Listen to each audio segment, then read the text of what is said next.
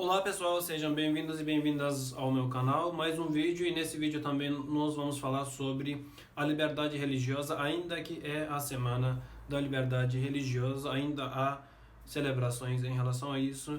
É o segundo vídeo, um mais amador do que o outro. Então vamos aí para o assunto. Como a gente já falou no outro vídeo, a liberdade religiosa está definida no artigo 18 da Declaração Universal de Direitos Humanos.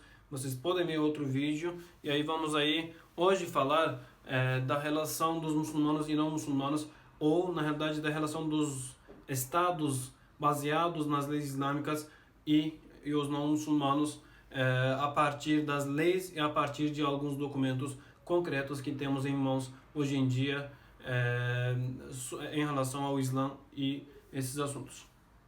Bom, principalmente a gente precisa fazer algumas definições. Os não muçulmanos são definidos como al-dhimma na linguagem jurídica islâmica, quando se fala daqueles que não pertencem ao Islã em relação da religiosidade.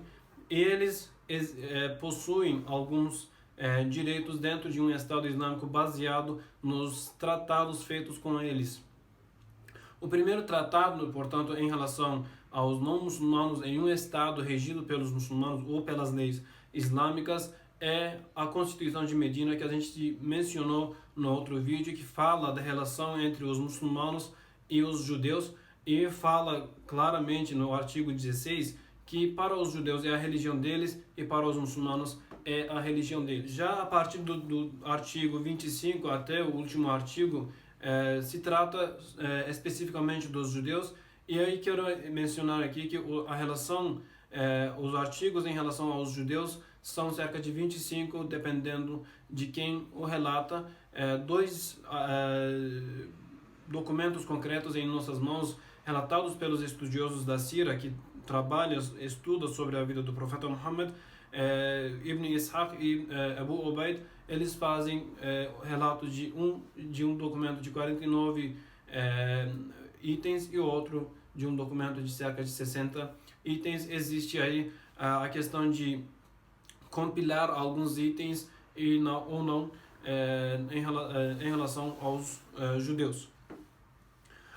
O principal artigo que fala exatamente dos judeus e fala dos direitos deles é o artigo 25 desse documento, que fala que os judeus de Banu Auf, que eram uma das tribos mais fortes dos judeus na cidade de Medina, no século 7, são, junto aos crentes, um povo, uma nação. E aí inclui nisso também os seus escravos, aquelas pessoas que trabalham com os judeus. Aí faz uma reconciliação, uma conciliação entre os judeus e os árabes muçulmanos e não muçulmanos.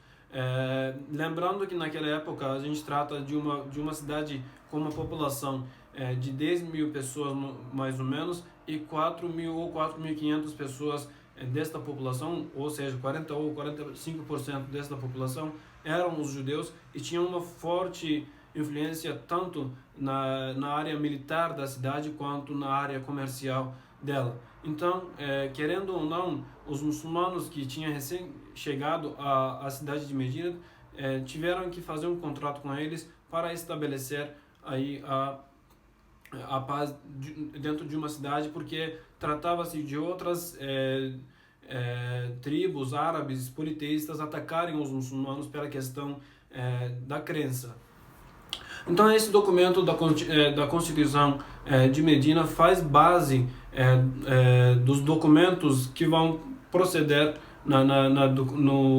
durante a história islâmica, que são cerca de 1.400 anos.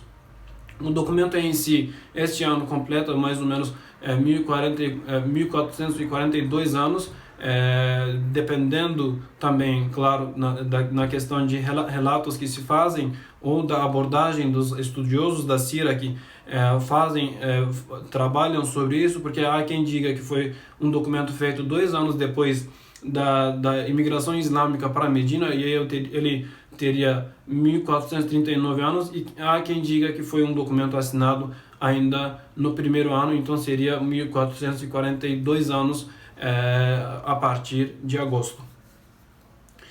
Esse documento previu e recomendou aos muçulmanos que deem a liberdade, como eles eram regentes da cidade de Medina, deu a liberdade dos judeus manifestarem a sua religião em questão de observância, em questão de ensino e em questão de celebração dos seus cultos. Assim como a gente viu no outro vídeo, a liberdade religiosa no contexto da Declaração Universal de Direitos Humanos é definida como não só a questão de ter uma religião, mas de manifestá-la ou então adotar uma religião diferente ou então não adotar nenhuma religião. Então, no contexto de um Estado que se chamou, o primeiro Estado que se chamou de um Estado Islâmico, havia aí a liberdade de religião para os judeus que eram considerados como al-Zimma. O documento de Medina tratava fortemente, os acordos da cidade-estado de Medina tratavam fortemente da relação com os judeus,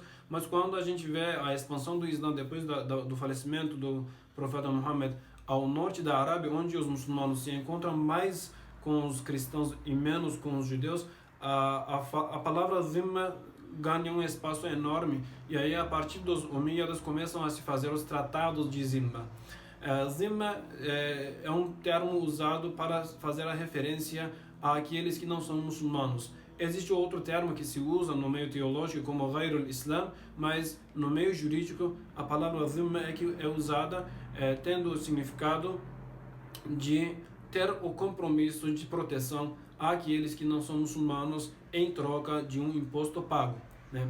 Todos os estados islâmicos, quase sem exceção, tinham a obrigação dos seus cidadãos prestarem serviço militar.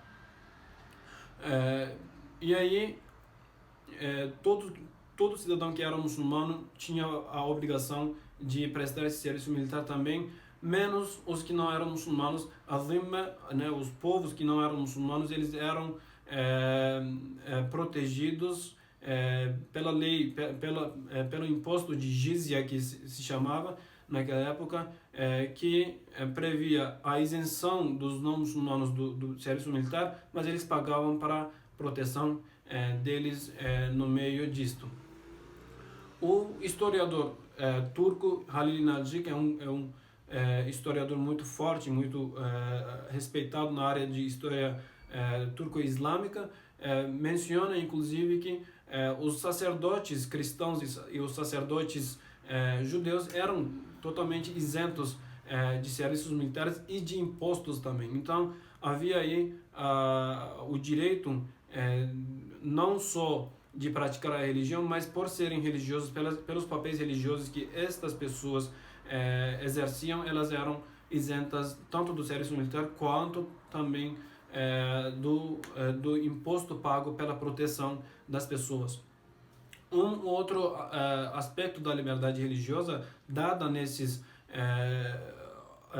estados que eram regidas pelas leis da jurisprudência islâmica era a liberdade de ter um tribunal próprio em cada comunidade religiosa diferente.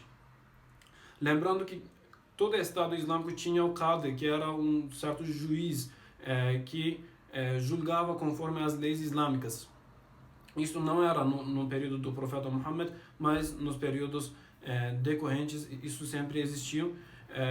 Mas havia a isenção dos não muçulmanos resolverem os seus problemas jurídicos conforme as suas leis religiosas relatam.